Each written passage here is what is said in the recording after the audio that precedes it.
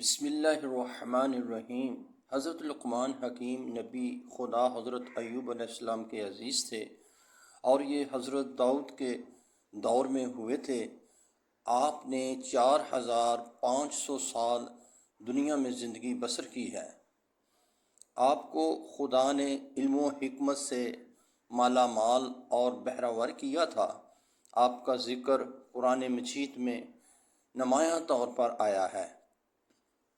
آپ نے اپنے تجربہ کی روشنی میں بہت سی قیمتی نصیحتیں دنیا والوں کے لیے کی ہیں۔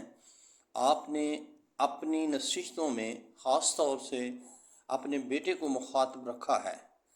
آپ کی نصیحتوں کا ذکر قرآن مجید میں بھی ہے۔ حضرت لقمان اپنے بیٹے سے فرماتے ہیں، نمبر 1، خدا کی معرفت حاصل کرو اور اسے اچھی طرح پہچانو۔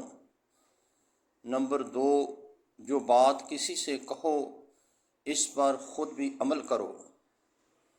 نمبر 3، موقع سے بولو اور مناسب گفتگو کے لیے لب کشائی کرو۔ نمبر 4، ہر قسم اور ہر طبقہ کے لوگوں کو پہچانو اور ان کے ساتھ مناسب برتاؤ کرو۔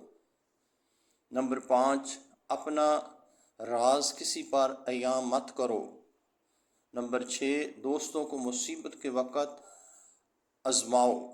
نمبر 7، دوستوں کا امتحان فائدہ اور نقصان دونوں حالتوں میں کرو۔ نمبر 8، ہر شخص کے حق کو پہچانو۔ نمبر 9، نافہم عورتوں پر بھروسہ مت کرو۔